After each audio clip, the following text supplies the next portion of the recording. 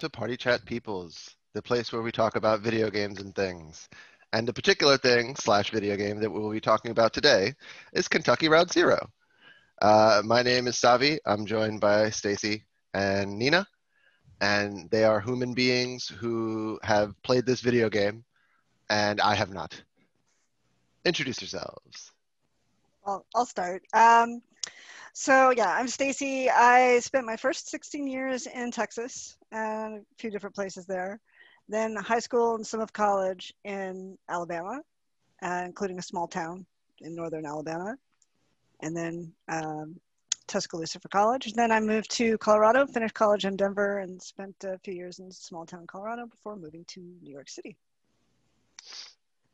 And I'm Nina, and I lived in West Virginia for 18 years, Pittsburgh for 7, and then New York thereafter. And I have been a New Yorican, as we like to be called, for my entire life. I've always resided in New York City. My family's from Puerto Rico. And so I've always visited Puerto Rico at least every couple of years. When I was young, it was basically every year, and got to see like this very strange difference between city life and, island life. And though I did not play this game that we will be talking about today, I have that sort of angle on that kind of rural urban divide, I guess, or not even divide, just distinction. So, yeah. And I would say small towns come in a variety of shapes. Island time and island living may be a little different from your average mountain town, which is also very sleepy and can be just out of the count for a few months every winter when the snows come. And that in turn differs from the small towns you might see in Alabama or Texas, where the weather may be nice all year, but there ain't much happening regardless of the season. My hometown is the 6th largest in the state, and it is 18,000 people. So that just goes to show. It's so funny the ways in which I like, I've said this for many years, and like I'm just always reminded, like, because I am born and raised in New York City, I'm just ill-equipped to like exist anywhere else. Like the idea of there being that much space would probably be good for me on some level, but somehow imagining it actually gives me anxiety. Like, yeah, for sure. At one point, I realized that the company where I was going to work every day had more people in its headquarters building than the entire town in Alabama where I spent my high school years. In one building, 40 floors. That's and it wild. just felt like, this does not feel normal. So but I'm not sure which one's abnormal. They're just very different from each other. Yes. Right. So bringing us back to the game that we're going to be discussing today, Kentucky Route Zero. I have not played this game.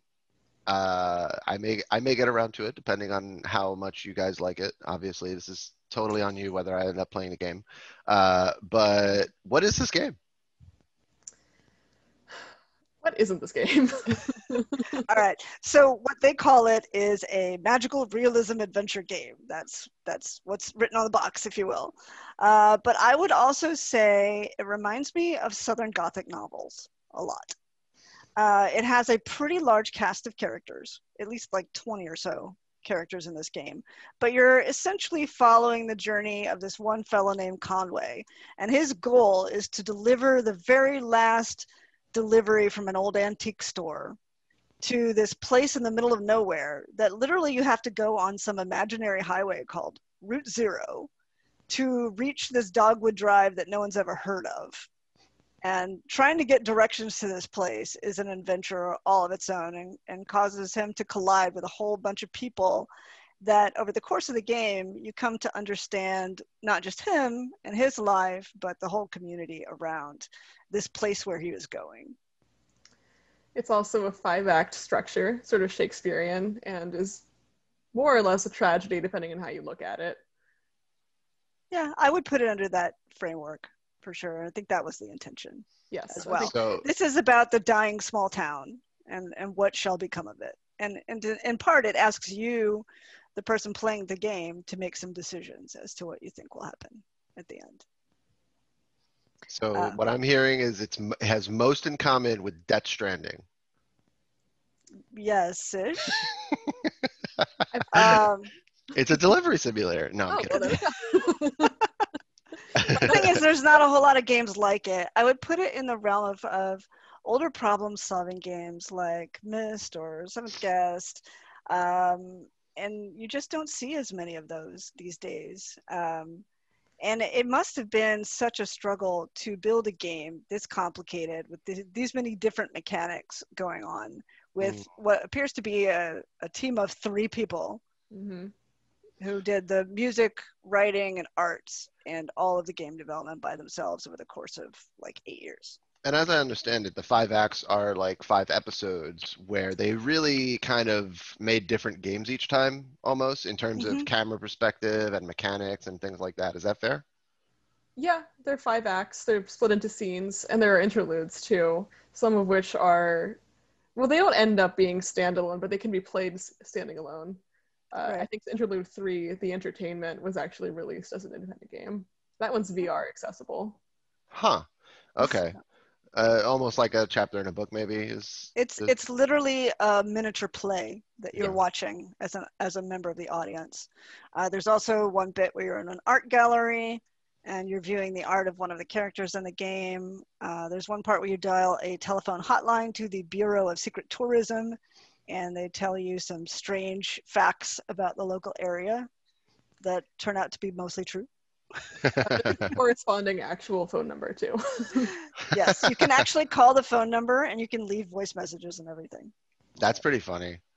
That means they actually bought a phone number for the purpose of just like making their freaking fiction more immersive or whatever. Yeah, and they had to make Big this rat, I feel it.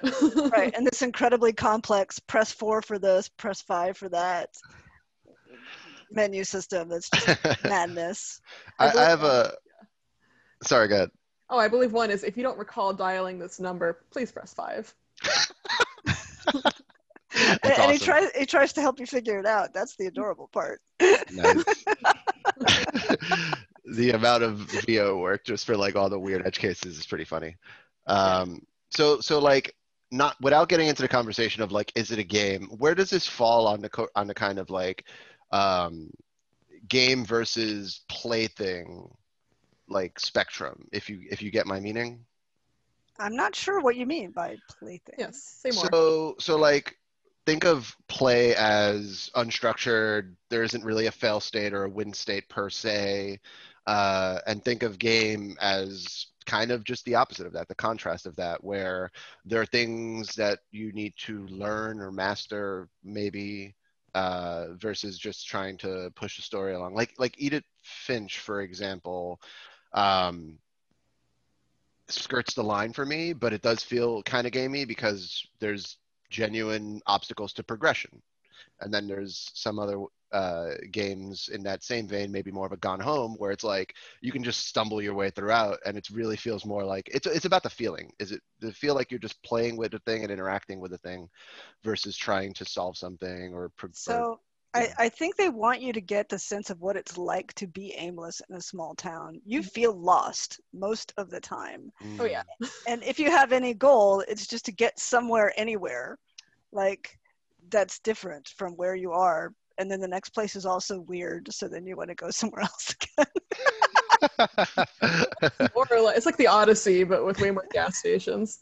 Yeah. So you eventually stumble your way into Route Zero, this highway, and it's almost entirely landmark based. So just figuring out how to navigate Route Zero, it's like turn left at the clock and right at the burning tree and it, like what on, and then turn around backwards and go the same way you came from, and trust me, you'll get there somehow. Like that's normal, right? And then eventually you also end up on the Echo River, which is sort of the river equivalent. And having been in Alabama, down rivers where there are gators if you don't watch out, like it definitely feels like that sort of neighborhood. They're literally floating buildings, so you don't know quite when you're going to get to the gas station. The You gas get there All station right. will come to you. Yeah. So let's go into full on like recap mode, right? This is a spoiler cast. If anything that you've heard so far it sounds intriguing enough that you want to try it out for yourself, this is your off ramp, if you will. on the Fine. Kentucky Route Zero. Yeah, take a look We're at going to at spoil the the hell sewing out of the machine. game now. Yeah. Come back in 12 hours. We'll talk more. Yeah. Yeah, it's not that long a game. I think that helps to know. People have completed it in as little as 6 hours if they just kind of want to get through it. Okay. It took me about 10 to do a whole lot of stuff. Yeah, and I probably listened to more of the sub menus than you did because that's my jam. Yeah. So episode by episode, what's our arc here? Okay, let me pull up an outline here because Pull it's up an so outline. kind of complicated. Yeah. It begins at a gas station. I wasn't kidding about the gas stations. Sure. In fact, it's the gas station behind Stacy right now. Mhm. Aquos Oils, it's Yes, called. Oils. The first character you control is a sort of gangly older man named Conway who's doing one last delivery in his beaten down antiques truck, accompanied by his dog, whom you can name. There's a choice of names. It's Blue, or I forget the other one because I chose Blue, or Nameless. And you go in to find directions for your delivery. At that point, you go inside the gas station and get the feeling that things are going to be strange because you've got people who appear and disappear and a subterranean network of tunnels that seem a little bit excessive for a single gas station. Right. And you got to turn on the lights so they can get the computer working, so you can get the gas station attendant to talk to you, so they give you directions. And this is a sort of convoluted thing you're in for, right? But it's also like laying the groundwork. Like you see the giant horse that's part of the gas station. Horses come up repeatedly in this story. And the 3 figures you see in the basement that then disappear turn out to be the musicians that pop up several times in the game to sing you off keyboard cat style, or to provide some sort of useful exposition, or just because it's part of the music of the game. A little more gravitas than Keyboard Cat, much as I respect his work. Yeah, sure. That's fair. That's fair. But they come in like jug band style at one point. With Bed Quilt Ramblers. The Bed Quilt Ramblers. That's right. A little more barbershop quartet later on, and you just kind of get some. And I think it helps to know this music is very grounded. Some of what they talk about, they go into a coal mine, and I think that is part of the first act, sort of towards the end. But in order to try and get to Route Zero, you end up trying to go down into a coal mine and back out again.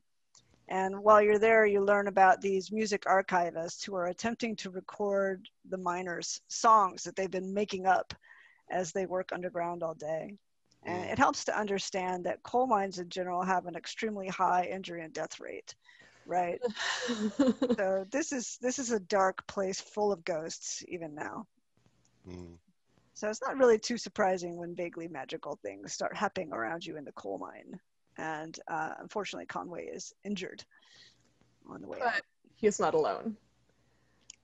He has been sent for directions to one woman who is more or less there and then more or less not there. And then he finds her cousin on her directions, and they travel together for the majority of the remainder of the game. And her name is Shannon, the companion. Yeah. Toward the end of Act 1, Shannon and Conway go to get help because Conway has injured his leg. Yep. And that kind of introduces one of the themes that comes up repeatedly in the game. He ends up going to a sort of back-rate surgeon who's doing practice out of his home, as best we can tell. And the good news is he has an experimental treatment that'll fix him right up. And from that point on, Conway's limb appears to be like this glowing yellow stilt, sort of more than an actual leg. Something funny has happened there. I'm calling it magical superpowers later. Skeleton bone. It's skeleton bone. Yeah. That was redundant. And it's explained to him that he's going to be in terrible debt indefinitely because he's had this surgery. And also, you know, that he should probably take something to ease the pain. And that's when Conway is tempted to run back to an old habit where he was an alcoholic in the past. Find out. So debatable surgical consent issues leads to debt. Yeah. So Kentucky. Exactly. So, I mean, this is pretty poignant in the era of the opioid epidemic, right? They're not Mm. fooling around, and you see a lot of bars in this game. It's something that comes up repeatedly. That makes sense though, Um, because specifically that pattern is like a dime a dozen with veterans, where mhm. they, they're told that this is what they need to do to get over the pain or what have you, and then suddenly they've picked up a habit, and it's pretty debatable whether they actually consented to be given that stuff. Yes. If you knew what you were in for, so to speak. I So, was facetious earlier when I mentioned Kentucky, but that's also a West Virginia problem. The opioid epidemic there is often you get a surgery, you get some pain medications, you keep taking them. Or your mom gets some medications, you take a few. There's this medicinal versus recreational twinning. Mhm. It's not so easy to separate. yeah, especially with it seems like alcohol being a pretty big motif in this game. All the Yeah, bars and so all that. you run into places like the Rum Colony, which has got a tiki type theme, and that's off of the Echo River. Or eventually Conway tours the Hard Times Distillery, where they offer him what appears to be a free drink, but then it's explained that that's only free if he's about to take his first work shift there. And now he's subject to the formula because he has to pay back this super old whiskey that he just downed. It's a glass of their finest. Yeah. Everyone's just tricking him into debt, huh? Mm-hmm. And you get the feeling like that's everywhere. Like one of the bars they go to in the interlude, they have a whole scene there talking about how basically the customers can't pay the bartender sometimes. And now the bartender's in terrible debt to the distillery, and they're about to take over his bar. And the only thing he can sell there anymore is their whiskey. Ah, okay. So where are we in the story now? Let's see. He's got his surgery done. This happens in Act Two. Act two, they do meet some new companions. They also take a trip to an office tower that has bears on one floor. That's an aside. Like that just doesn't come back up. Magical realism, man. Everybody's got a bear floor, That right? definitely reminds me of the South Park episode with the aliens who have an elevator that goes to like that has everything in like all of his existence that's possible. And Yeah. so naturally Cartman wants to go to a floor that has tacos shitting ice cream.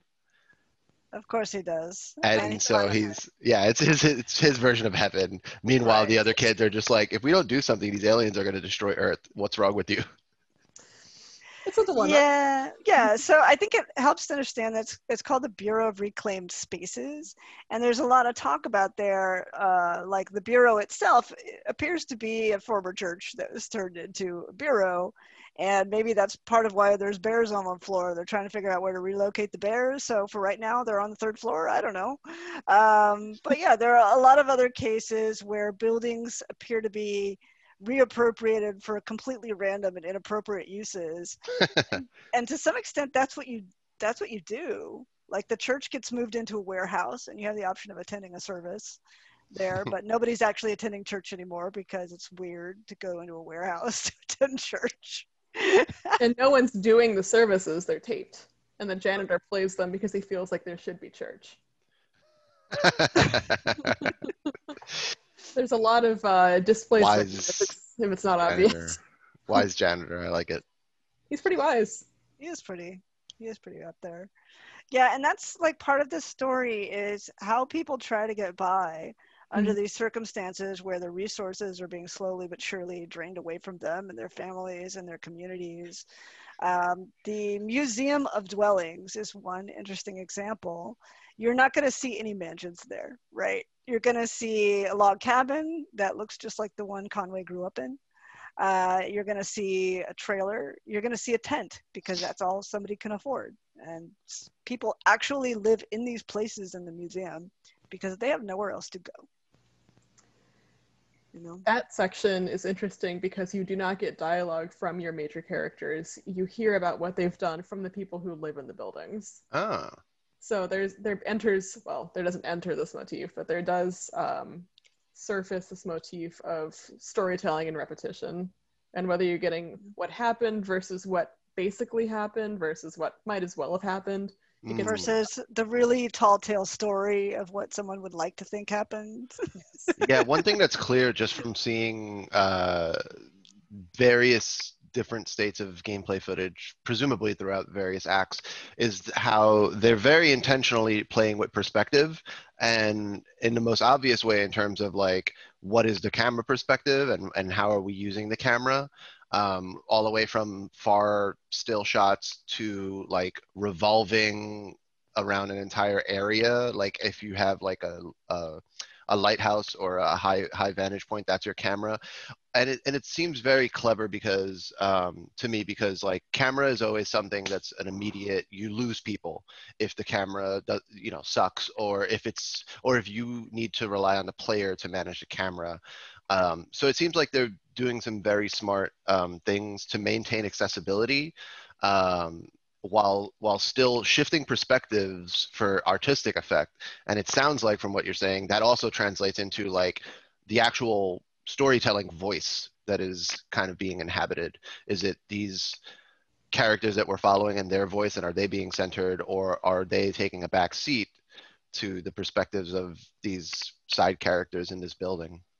I think it's important to note also that there's very little voice acting in the game. It's mostly a text adventure with sort of interactive imagery, and the characters have no faces. They're these sort of mostly rendered figures with blank vector faces, and they're very emotive, but you cannot see what they look like, but you still know what they look like. Right. But your control is a little bit limited.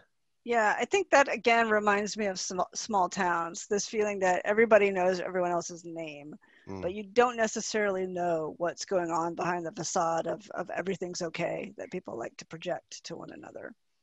That's fair. That is somewhere where like that to bring back the whole New Yorican thing. Like I've heard it contrast with like California in particular a lot. And people who grew up in California and moved here, vice versa. And like in New York, everyone seems like their facade is like very angry, and they'll like stab you if you interrupt them. But then if you actually ask them for like the most basic kinds of help, they'll like take off their headphones and like be like, yeah, what do you need? Okay, cool, like blah blah blah. And I've always found that to be like a weird mix that I just like. Don't get me wrong, New York City, just being in New York City can trigger people's anxiety if they're not used to it. The way I would put it is, in small towns, they're nice to your face and rude to your back. Bless your heart. In New York, they are rude to your face. Nice if you get to know them. and to tie it back to Puerto Rico, like that was some of what I didn't understand growing up, is the different social mores that you had to navigate, where I was just like, why can't I go down 2 blocks and then like play with those kids over there? It's just like, I don't know why. but there were just different rules. Yeah. There's not so much a gossip machine when you're in a town of like 8 million people. You can't really do that anymore, right? So you might have the people in your local neighborhood, maybe, if you're lucky to find a neighborhood that's close knit enough that people know each other's names in the building, stuff like that. But one of my most cherished New York memories is slipping in the ice in front of the New York Public Library. There was a crowd around me, and one very angry man just hoisted me to my feet and kept walking. How dare you get in my way? That is so New York. That is so New York. The when I have gone to chiptune music shows, my favorite thing was like everyone is moshing together, like very, very different body sizes, and like when someone falls down, especially if they're like relatively small, the way that like the New Yorkers just go like, hold up everyone, like just like, hold up, we got an emergency. All right, got him up. You good? Yep. You good? You didn't lose your glasses or like your purse or nothing? All right, cool, let's mosh. Like it's weird. Anyway, back to Kentucky Route Zero. Yeah, no. So with such a large cast of characters, it is interesting the way they do attempt to treat each other well despite everything. Like the old bartender at that bar, he's gonna give up everything he's got to try and take care of people to the last possible minute. This is the only place anybody has to go to congregate, to relax, to talk to each other in a setting away from home and work. No. I should say also that most of your choices in the game are what characters say to each other. You can choose some actions as well, but you can choose to be more or less good to your fellow travelers. And I always chose to be better because that's how I played. But you can also find out more about the characters if you choose to pry. So you sort of write the story as you play it because your choices unlock other choices. Although Right. the trajectory is the same, you will end up in the same place in Act 5, Mm, but the way you get Yeah. there changes. Ultimately, you're going to make this delivery one way or another, but how sure, you sure. get there, you can go the more roundabout way or the less roundabout way. Yeah, That's if I kind can of get true. slightly abstract about like this kind of narrative design for a moment, you can think of each scene or chapter, whatever, however actually is in practice in the game, as one convexity is what they'd call it, in like a series of convexities Mhm. that represent all the different choices of content that you could possibly have. And so like you can make choice A, B, or C, and then if you make choice A, then you might have, another D, E, and F. And if you make the other choices, you might have other ones, but it's going to come together to that point. And I think that, particularly with Telltale games, because those have been around for a long time, people have started to get wise to like the shallowness sometimes that are behind some of those. And I think the conversation has gotten to a point where people care less about how many real choices do you have, and more about like, does it feel like your choices matter? Do you think that this game has Yeah. that? I think it does. Yeah. So, like the Echo River, which I'm pretty sure is Act 4, is a good example. You have a lot of opportunities to either stay on the boat, which, by the way, has a mechanical mammoth on it for no apparent reason, or leave the boats, yeah, to go to the rum colony or to check out a research station where people would ask random questions of travelers on the river. Or one place I ended up was this bizarro restaurant where the husband of the cook goes deep sea diving and pulls up creatures that no one's ever heard of before, and then it's his wife's job to figure out how on earth to cook the things. Nice. And also when you choose to stay on the boat, you're not just taking a buy on that section of the act. You are doing something with different characters. So I didn't go to the rum colony because I chose to stay on board with Shannon and watch videotapes. And those videotapes are about this TV station that pervades every act. So I learned something about A but not B, but you can't really have it both ways. Right, Mm. right. Almost So, for again, as we discussed. Yeah, well, yeah, it encourages replayability, I assume. Yes. right. But even in small ways, like going to the little gas station outside, these two musicians that you pick up in, I think, Act 2, get to know better a little boy that you pick up in the Museum of Dwellings whose parents have disappeared. And you kind of start to see how they could almost kind of be a family if they kept hanging out together. Mm. But whether they do or not is partly up to what decisions you make. So where are we at in the story, right? We know that he's got his injury. That was Act 2. We're talking Yeah, about so this in, river. in Act 4, we end up on this river, and we're told there must be some way through this river that we're going to end up at this magical place that has Dogwood Drive where his delivery is going to be. And we eventually learn it's called Un Pueblo de Nado, the House of Nothing, I guess. People Town. Town of Nothing. Yeah, Yeah, Pueblo's town. okay. And the town was on purpose built without any roads going to it, Hmm. because that way they can keep the corporate influence out as much as possible. But it has its downsides, right? Getting electricity is really a problem over there. When there's a weather situation, there's no easy way to recover when your buildings get knocked down. In fact, this TV station that you keep seeing throughout gets destroyed right before you arrive. So there's a sort of deep sadness when you finally get there in the final act. For some context, it's specifically flooded out, which is a pretty common kind of natural disaster in the Appalachian region because people build where the land is cheap, and the land is cheap by the rivers. Because bad stuff is probably going to happen. Yeah, or you could go where where the land is more expensive, but that might be where the company is, or that might be where the development is. Right. Mm. Or in one case, we saw a family that found a beautiful farmstead, and the only problem was the house was a little rotted out, so they had to replace the physical building, and then that put them in so much debt that it ended up being a cycle where eventually the farm was foreclosed on, and that may be what happened to Shannon's cousin, Weaver, who might be worth mentioning. Oh yes, we haven't mentioned her yet. She's in the entire game, but she's not. Right. You never say, "Hi, Weaver, nice to meet you," because she's never a physical presence in that way. You see her in videotapes, you see her in the television station, and all the characters seem to know her from some part of her past or other. She was in the university. She used to work here. Oh yeah, we remember her from down by the bar. Everybody knows Weaver. She's sort of like this ephemeral figure, and you were saying, Dana, you think she ordered those antiques that kicked the whole game off. That's my understanding. It's also, this is my conjecture, I believe that is her as a ghostly figure at the end. We'll get to that. You do see her very briefly. You meet her to fix her TV, and then she vanishes. She's, even when she's present, she's not really present. It sounds like she's used very much like a character in Don't Nod's Life is Strange. Who you never meet. I forgot her name, but it's something with an A, like an Amy maybe. I can't remember. But like, what was that? Rachel Amber. There you go. You eventually see her in Before the Storm, which was not as good, but that's fine. But yeah, like it sounds like they're using that same kind of character where it's just like everyone knows about them, but they're kind of out of the picture, and that kind of creates this, at least in Life is Strange, this sense of like mystery / dread. Is that kind of the vibe that they got from Weaver? Yeah, she's the absence around which everything is organized.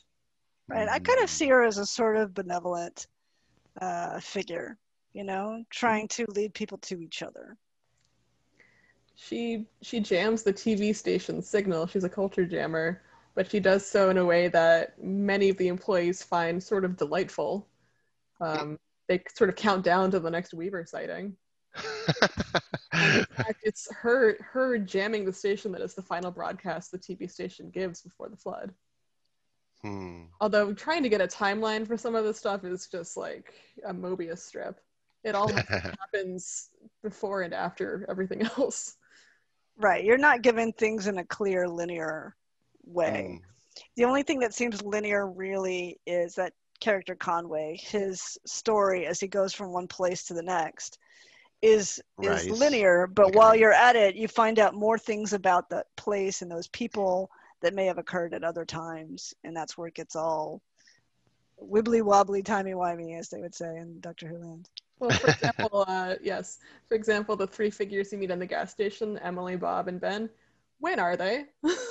When? They're not really there, or they are, and then they keep showing up to play music for you. It's just a thing that happens. I don't know. Yeah, so I do like a lot of the more magical parts of the game. I think they do a good job of dealing with the themes. So I wanted to show a couple of bits from that. So one of them is at one of the bars that they're at. And it's a lovely scene where these two kind of roving musicians that aren't really able to make money doing what they're doing are performing somewhere for like next to no money. And you as the person watching the game in this bar called the Lower Depths, which is perfect after you've been in a mine, you get to kind of like hang out and see them perform. But what the song is actually about, it's called It's Too Late to Love Me Now, is about a woman who's already married someone for financial reasons, and then the person she really loves comes around showing interest, and she's like, I can't do this now. I'm married, man. It's not gonna happen. Yeah, and you get to some extent deal with the lyrics yourself. You have several choices to choose between, but you can kind of see the faces aren't really there, and these clothes have transformed from something else. Not sure how that happened, but it just did. And the ceiling lifts off and gives Yeah, you she this kind she of already blew starscape. the she already blew the roof off the building. Right. Yeah. So here you're given 3 choices, and you decide how the story began with her and this person she's talking to. Interactive karaoke. Exactly. Sort of. Yeah.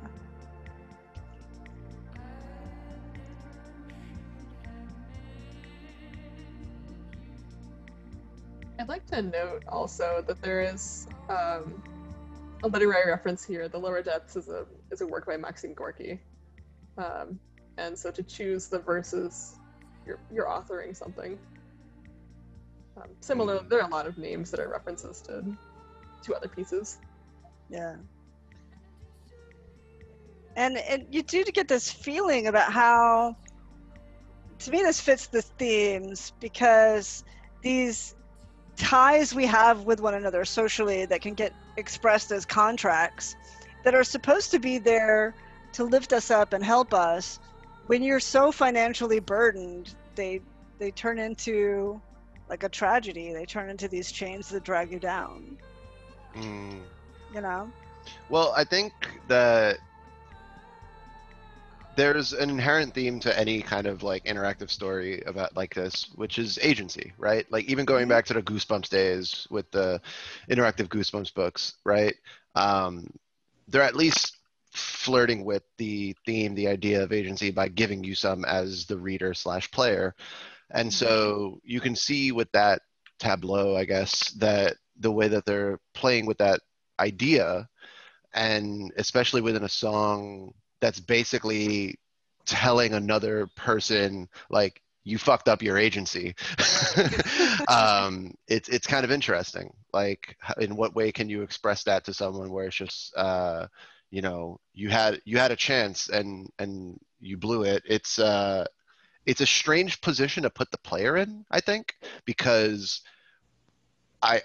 there's often the case, like, think of any horror movie you've ever gone to in the theaters where the agency of the characters is called into question by the audience, where it's just like, you dumb bitch, don't go there, like that kind of thing. The basement looks great. What's that? The basement looks great. Let's go. Yeah, exactly. Yeah. Right. Let's split up, gang. So like, I think it's interesting how they put you in this position where they give you the agency to about how to express to someone that it's too late, but it also gives you this disempowerment that's kind of interesting, because you don't get to give her the lines of, actually, never mind, I'm going to divorce this guy and be with the person that I love. Right. That's not an option for you. Well, and let me tell you from real life experience, divorce is expensive. You literally may not be able to afford it. That's real. Noting also that the character singing the song is singing a character song, but she is in fact a robot who was built by the power company. That's a subplot that I missed for most of the game.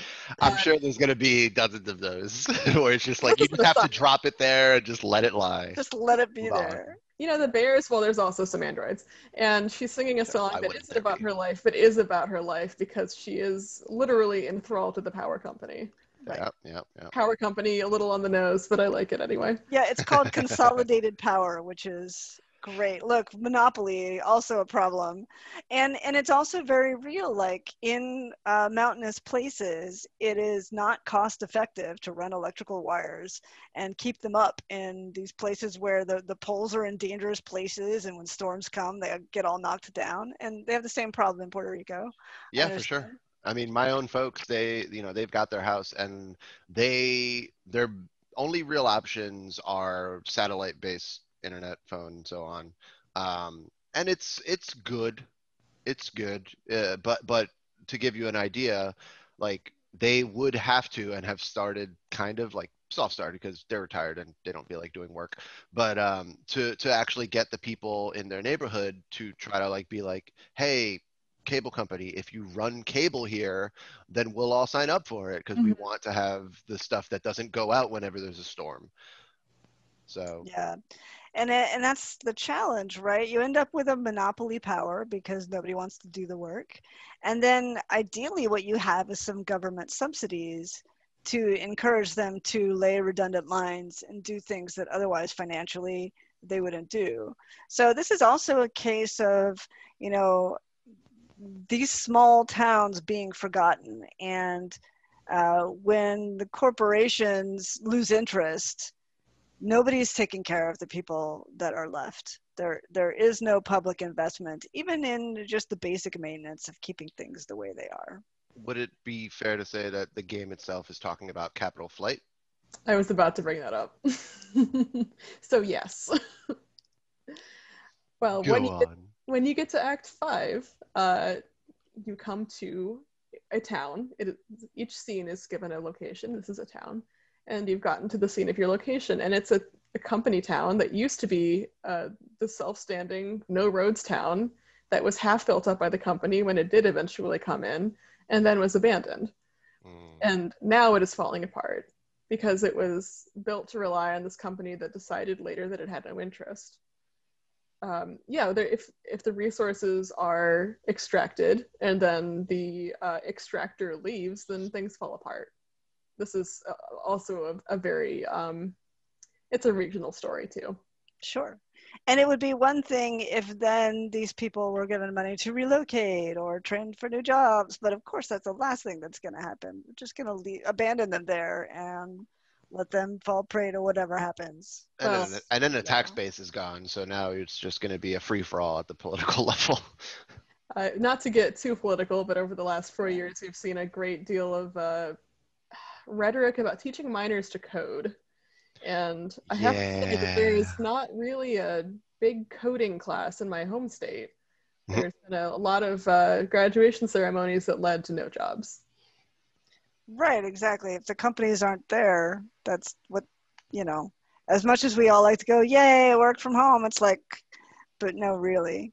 I know when I moved to New York, one of the first things I felt like I needed to do was get rid of my accent because people assumed I was stupid if I sounded like I came from the South. That's real. Hey. In the same way, they also assume that British people are smart for no apparent reason. One of my favorite Ruben Blades songs, the title translates to because of the accent. So I hear you. During the pandemic, I've been slipping back into mine because frankly, who's to judge? I like to just I almost consider it a form of passive aggression that I just make it so blatantly obvious that I'm Hispanic by like putting inverted question marks everywhere when I ask people questions in English. And people, my favorite thing is we all work on Macs where I'm at. So people are just like, how do you do that? I'm just like, command question mark. That's it. It's not magic, or sorry, alt, but it doesn't matter. It's like they think that I'm a freaking wizard, and it's just like, oh man. Look it up on Google, man. It's not hard. Really.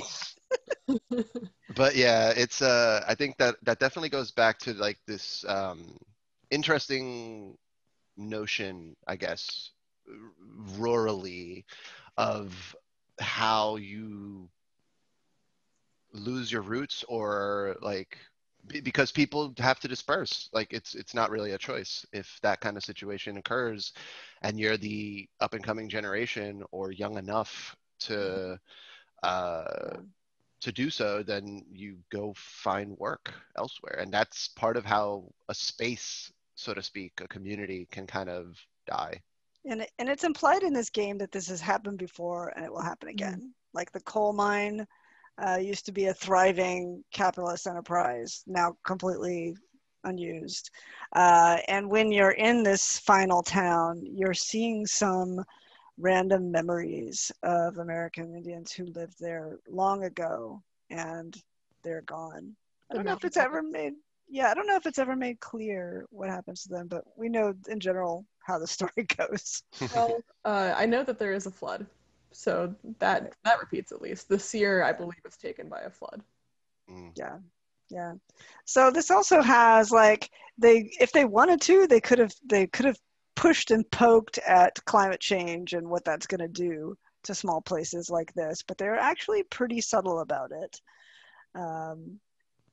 It's also true that eventually a flood would happen regardless, but they're going to be more frequent and leave more people stranded. I think that's true. And like I said earlier, because of where people can afford to build, they will be more destructive. Right. Yep. So as the game ends, you end up with several people with Conway, and you also see some people in the town that you've met along the road.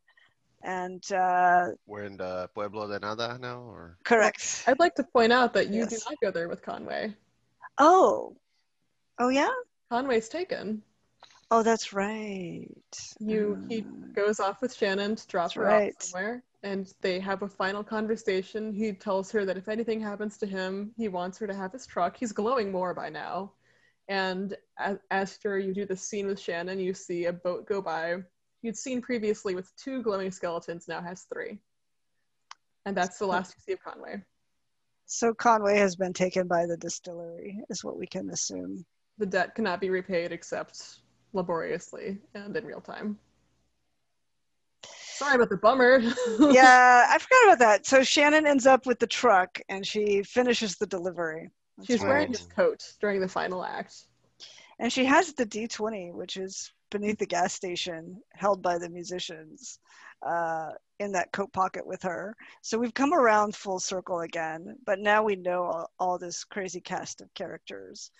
And we kind of can see that maybe on some level, Weaver led Shannon to this place for a reason. Here we have a town that may or may not be rebuilt, and a few people who seem to have no particular place to go, like the little boy whose parents left, the musicians, and so forth.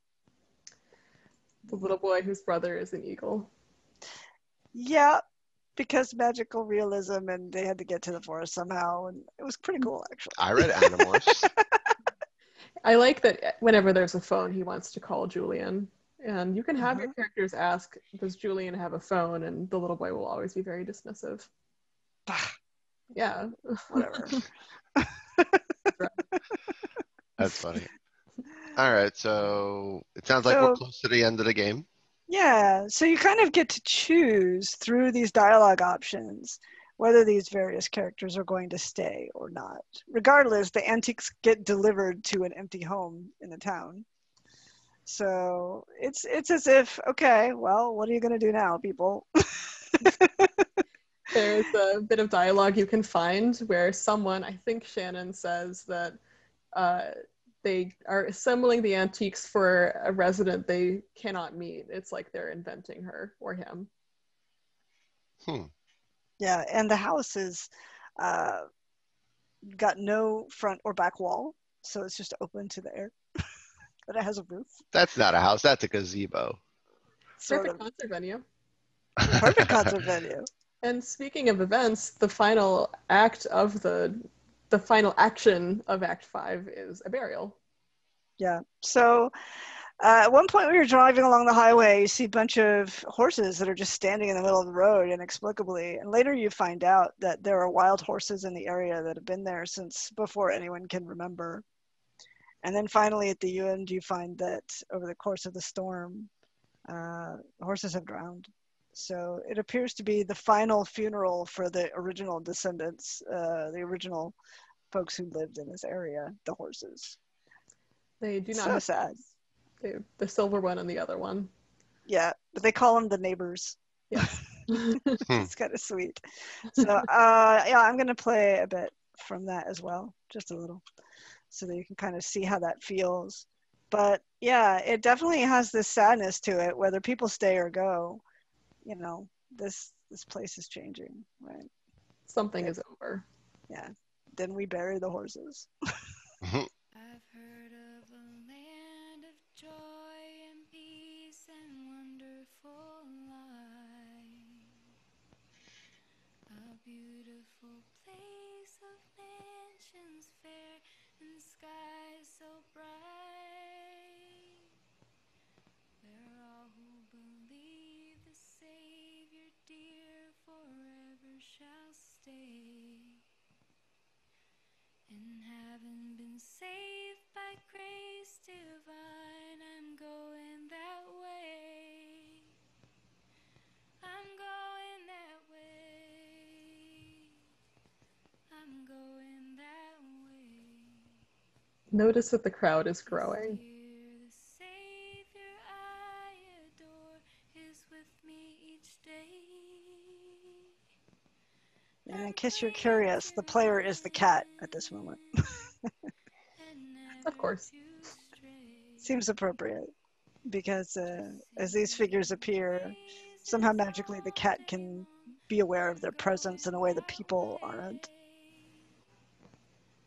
I read it as you're actually the little glowing thing that the cat is trying to chase. The dragonfly. Dragonfly? Well, that's how you get the cat to move, so. I think you're both. Are you a ghost dragonfly or a real dragonfly? That's the sort of thing that's often a question in this game. Yes. Like, what's real? Are you alive? Yeah, When are you? Are you living? Does it matter? right. When Conway goes on the boat with those two other skeleton men, is he already dead? We don't quite know. Yeah, it sounds like they use the imagery of death to represent that he's just indebted. Mm-hmm. Yeah. If you can't live anymore, is there a difference? I get that. Yeah. All right, I'll stop there for now. But you get the idea. Oof. There's no crying in gaming. I was gonna say, if you keep playing it, I just will cry. I know, eventually. Yeah. But I'm going that way is very poignant. Yes. Yeah, it's a good refrain. Like, there's something about, like, I guess, just kind of American Gothic refrains like that in songs that definitely, like, hits hard. Mm-hmm. Yeah. Like, there's a few moments like that in 6 Feet Under, which is still my favorite TV show of all time, where, like, you can just make vague allusions to death in, like, certain ways, and it's just like, no, stop it. I don't want to cry. And Yeah. that definitely, like, I haven't even played the game, but, like, hearing that, like, Mm-hmm. it's a sucker punch. I gotta say, I'm from West Virginia, but my family's Russian Orthodox. In Russian Orthodox, church music is minor key.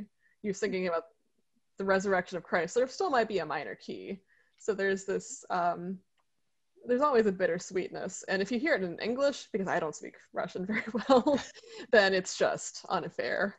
Yeah.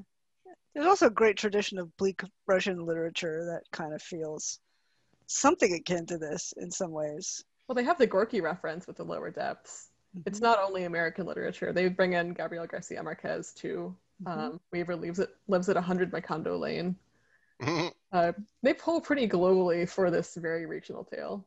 Right. And I think that's important too, because to some extent, global capitalism birthed this. So this is, in a sense, in a true dystopia, this is coming for everyone eventually because they don't care about you. Well, the part that all the history books and, I guess in the literal sense, conservative-minded people want you to take from this is like, look at all the cross-pollination. Ain't it great? Like, we blew up this town, everyone scattered to the winds, and they took their culture and they mixed it with everyone else, and now we have better art, right? Yay. But, like, this sounds like a good, I should say, haven't played it, effort to, while at the same time, like, honoring that kind of cross-pollination and what it can kind of make. It's also like the means by which we got here are fucked. And, like, as a New Yorican, yes, that is true. I was reading up on the developers a little bit to see which, if any of them, were from Kentucky, and one of them is. I don't know about the other two, but one of them's from Elizabethtown, which is county seat, 28,000 people, so like my hometown, but bigger. And there's something about this moment, because Hillbilly Elegy just came out, there's something about talking about a story about this region made by someone who was from there, that was designed for the outside world in a way that still felt like it was also for us. It hits pretty hard. Hillbilly Elegy is its own podcast episode. I will not get into that, but it feels like a story that's not exploitative in the way that there's no poverty tourism. There's only a kind right, for sure. And there's a long history of just turning people into caricatures from small towns that I don't love. The wonderful whites of West Virginia. Well, that's broadly true of, like, American suburban life, it seems, because I have no idea what it's like. I have a vague sense of what Puerto Rican rural life is like, but even that is very vague. But something that's always infuriating is whenever people's opinion of like rural US is flyover country, is hick town, is this, that, or the other thing, because it's like one connection, like mental for me to just be like, you're pissing on my family. And like it's good to hear that there's stories in video games, my favorite medium, that try to represent that in a way that's not douchey. Right. Yeah. And uh, in a way, just the fact that this sort of thing exists and is getting some attention gives me a little hope, even though it's a sad story. I was mentioning before the podcast, this reminds me a little bit of Depression era time when photographs of people in the Appalachian Mountains in deep poverty were used to help sell the New Deal. And here we are a century later dealing with a global pandemic, economic issues for average people while the stock market's doing just fine, and so much unemployment. And they're talking about a Green New Deal. And it feels almost like maybe we are back around, and there's some hope that this could be at or near the bottom of a cycle where we turn around and look at the possibility that actually we don't have to let the 1% take 99% of the profits. We can tax them and use it to help people and at least level the playing field a little bit so they have a fighting chance. They have, electricity and Yeah, it roads. shouldn't be radical for people to be able to like stay in their hometown. That just doesn't seem like it should be radical. I'm 400 miles from mine right now, and I feel that. So I think maybe that's kind of long overview. Do we want to drill in on some of these themes maybe that you guys were listing and interested in talking on in detail? I think for the most part, we've covered them already. We wove them in, weavers. No, I wouldn't claim to be a weaver. That's a complicated role. Clearly, I'm not ready for that. Crocheter myself. I would say the one that feels missing from me is the making and remaking of home. I think maybe we've alluded to it, but yeah, I'm we not kind so of sure talked that about how this place has lived several different lives as a coal town and this consolidated power town that was abandoned, and how it's been subject to flooding over and over again. But yeah, literally, like for example, I was able to nudge my musicians towards staying in town. And at the end of the game, you can see that they've taken over a copy shop and set aside a little place for people to play as well. So there's a little slice of culture in this town that wasn't there before. Mm. The musicians also, the androids, as I mentioned, Yeah. have each other to help. They teach each other how to become human. So they're creating a home together that travels. But at the end of the game, they've built a more literal manifestation of that. Right. Home travels, but also it's good to have roots somewhere. Mm. Okay. And then what about this idea of like we talked about how the main dude, I forgot his name. Conway might be dead, might not be dead, but how do you think about that in terms of the life versus afterlife kind of theme, or not versus, as you said before, more like and or? Mm-hmm. Well, to some extent, there's this feeling in this game that people's lives and our memories of them are strangely interwoven, And this is something I've seen a lot in fiction. The idea that someone's not really dead until the last person who remembers them is gone. Coco. Yep. Good movie. I need to see that, but I know we'll cry, so I've been putting it off for years. Oh, it's not even funny how much you'll cry. Okay, Like, I'll take off the mask first. I will say this about Coco very briefly. This is the things portion of the podcast, not video game related. Mm-hmm. I knew exactly where the story was going to go. I knew exactly what was going to happen, and it still punched me so hard. Like, it was like it was almost like a horror movie, like knowing what's gonna happen. It's just like, this sucks. This is gonna make me cry, and then it This is a just kids does. movie. What? Ah. Out of my heart. Yeah. Good movie. Yeah.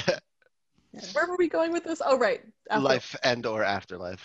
Well, I'd argue also that Conway's life, when you come to it, is over in some ways. He finds a new life as he's going, and then he's drafted into a different kind of life. So he's already shed a few skins.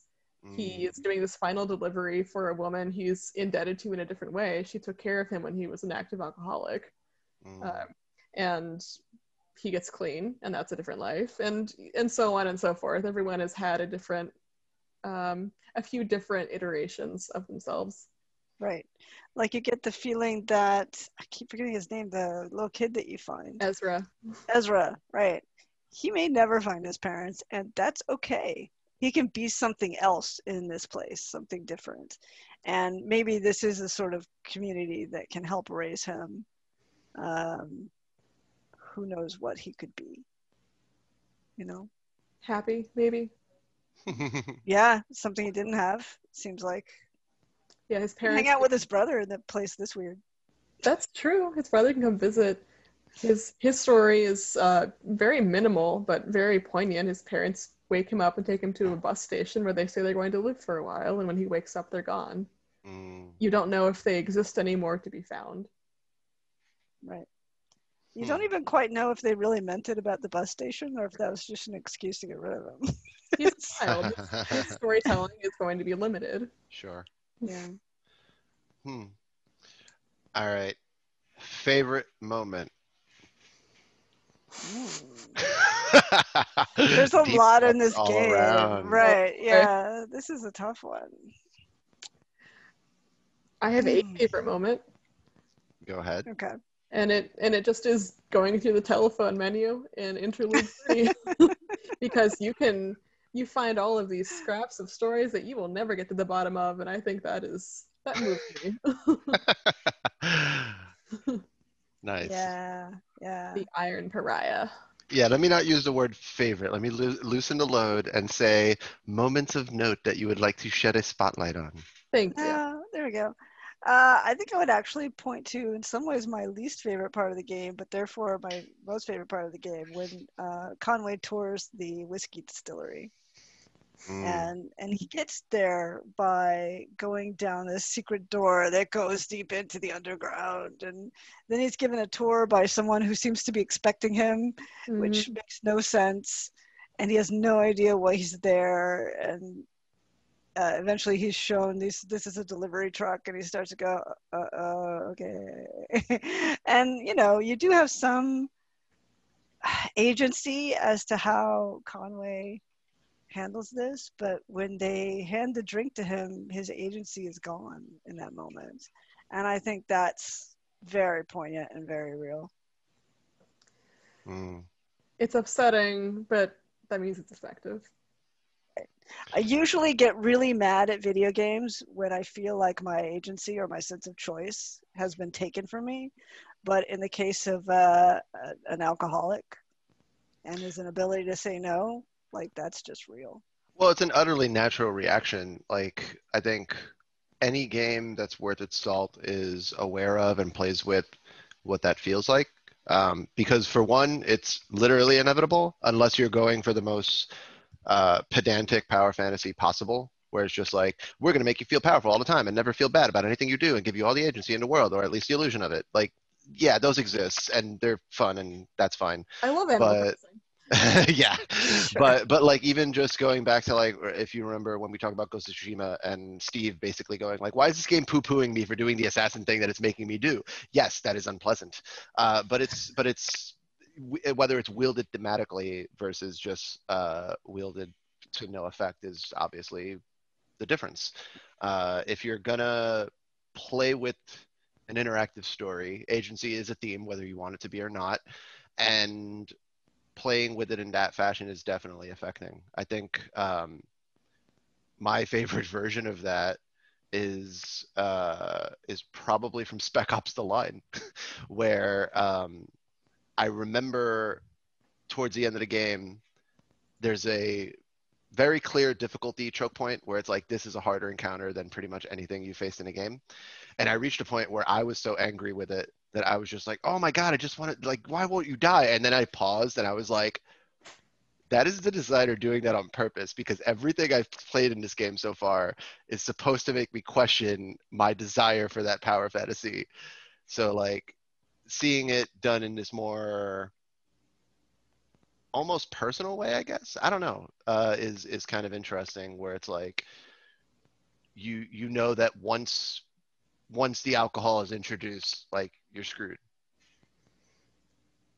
I like a video game that knows it's a game and plays with you. Mm-hmm. You can do Yeah. some very interesting work with that. And as a fiction writer, I also like work that speaks back to you. And Yeah. it's the scratch that itch for me. Right, it's always in dialogue with the person receiving it, and in games quite literally sometimes in dialogue with the interactivity. Yeah. I really appreciate the amount of effort they went into to make these mechanics available, so that what starts as a single man's journey to nowhere kind of turns into questioning the future of a whole small community. And it does so in a way that feels organic and that never stops being surprising. And epic in a literal sense of like epic theater, like making you question, like normal theater, kind of like think of it as pop culture, right? Make you feel happy. But epic theater like should make you go like, I don't know what the fuck I just watched and whether I like it. You have your Greek chorus. They've got a drug band. Nice. So maybe final thoughts? My final thought is play the games, Avi. Damn. Oh, you just threw that down. I've been added. Yeah, no, I do think you would like it. It is slow paced, so you kind of need to find yourself in a day where a few hours of meditative figuring something out will feel good to you. But it's actually going to be a nice, cozy winter game. And I would recommend it, especially for people who have no experience with small towns or wish they had a little more. This is going to tell you what that feels like in a very personal way. And if you do Nice. have experience, it'll make you homesick in a way that feels kind of good. Cool. All right, well, I think that's where we will wrap it up. This is Party Chat Peoples. This was a special one-shot spoiler cast episode on Kentucky Route Zero. We like to do weekly what have we been playing updates, talk about the news and all that jazz. You can find us on social crap. I'm not going to bother because you know already what they are.